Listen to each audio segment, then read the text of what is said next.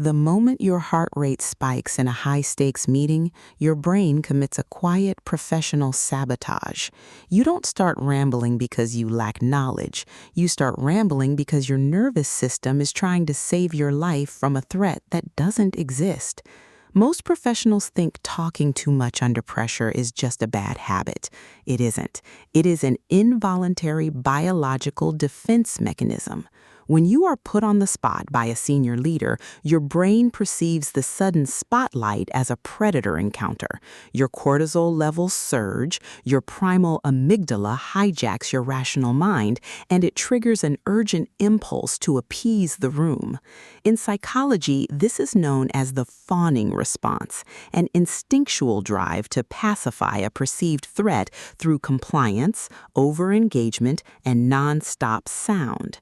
You subconsciously believe that if you just keep talking, if you provide every piece of data, if you anticipate every possible objection, you can build a linguistic fortress that protects you from criticism. But here is the brutal irony. The exact defense mechanism you are using to look competent is the very thing destroying your reputation. While your brain is screaming at you to fill the silence, the executives across the table are tracking a completely different metric. They aren't hearing your data, they're reading your anxiety. They hear the rushed pacing, the unnecessary preambles, and the desperate search for validation. At the exact 2-minute mark, listener engagement drops off a cliff. They mentally log you out, write you off as tactical overhead, and pass a silent verdict. This person cannot manage their own state, so they cannot manage our capital. This is the psychological friction that keeps high-performing professionals stuck in middle management. You are trapped in a loop of over-explaining to feel safe, while the room pulls away because they feel crowded by your anxiety. You try to dominate the space through speed, but you are actually bleeding out your professional leverage.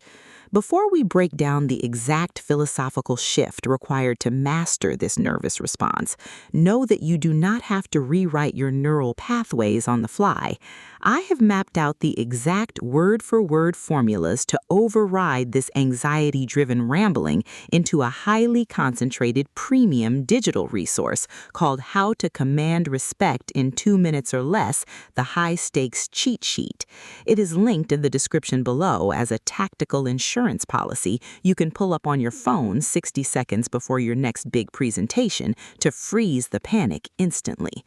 Let's look at the underlying philosophy. To permanently stop talking too much when nervous, you must transition from a philosophy of validation to a philosophy of strategic detachment.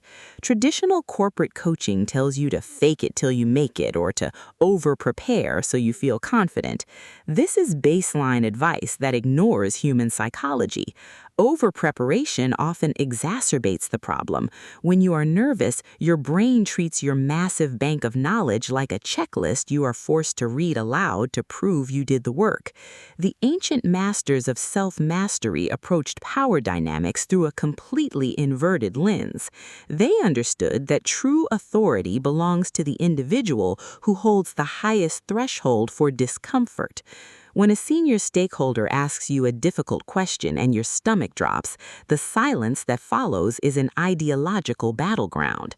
The nervous professional views that silence as a vacuum that must be filled with sound. The detached professional views that silence as a filter that separates the reactive from the powerful. Think about what happens when you refuse to speak immediately.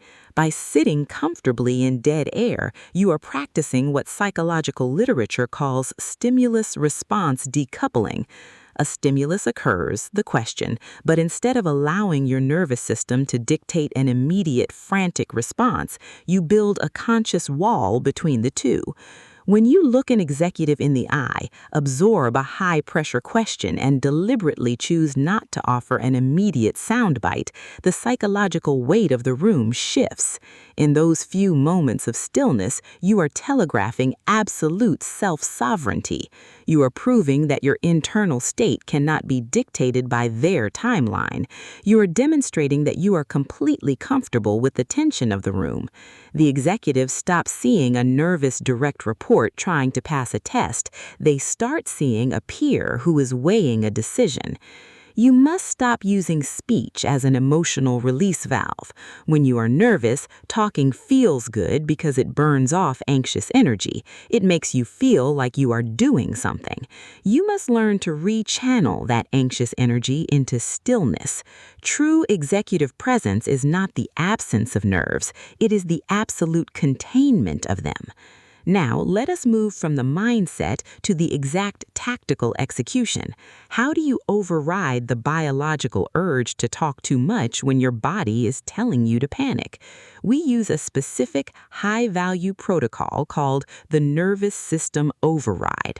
This is an actionable three-step linguistic framework designed to intercept the anxiety loop, anchor your thoughts, and give you an instant cognitive win tomorrow morning. Let's break down the mechanics of this protocol step by step. The moment you feel the wave of anxiety hit, your body will want to take shallow chest breaths and nod frantically. You must execute a physical override. Place both feet flat on the floor, drop your shoulders consciously, and anchor your jaw. Do not say words like, "That's a really great question," or "Let me see how to frame this." Those are linguistic pacifiers that signal your brain is stalling.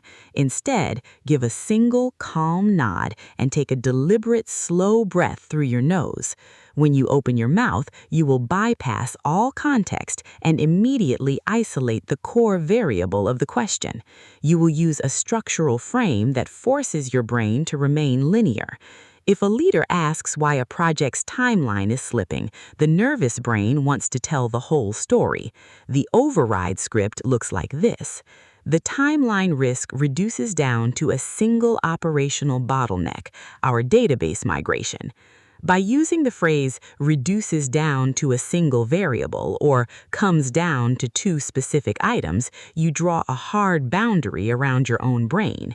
You have publicly committed to a short answer, making it psychologically much harder for you to wander into a ramble.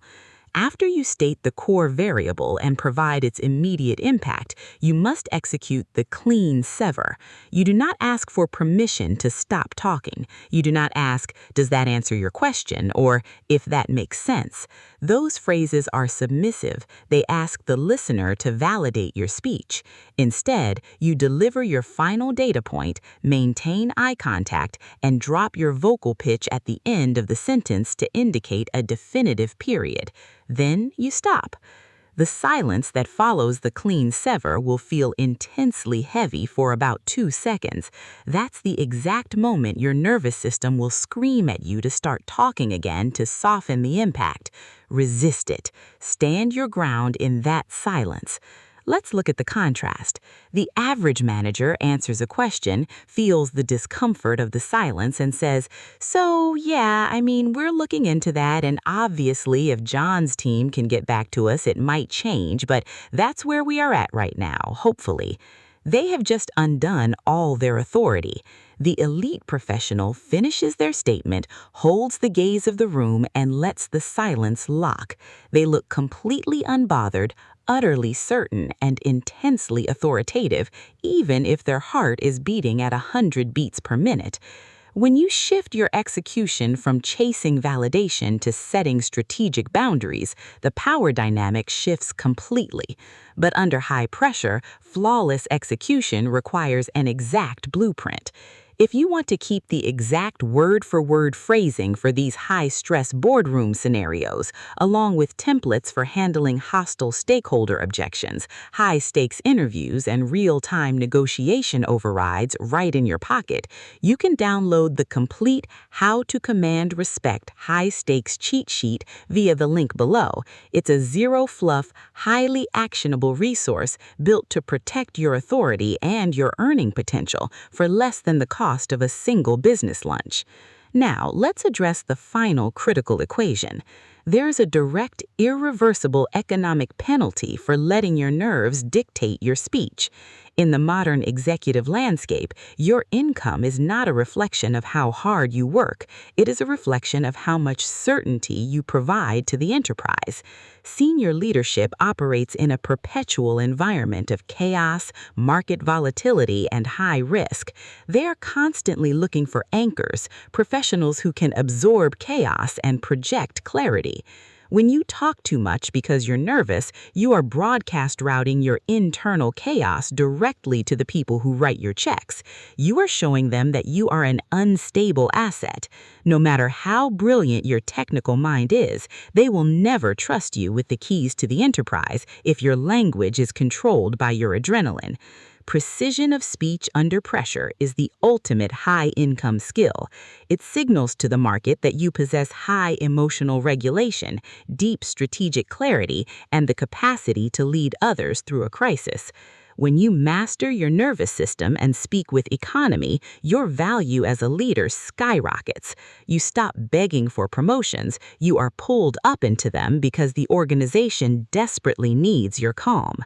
True authority isn't about being the loudest voice. It is about being the most controlled. If this psychological breakdown brought transformation to your professional lifestyle today, please hit the like button. Share this with an ambitious colleague who is ready to step into executive authority, and subscribe to the channel to join our circle of intentional professionals. Protect your time, protect your focus, and click the link below to arm yourself with the full high-stakes cheat sheet. Your journey to master the room continues with the video on your screen right now.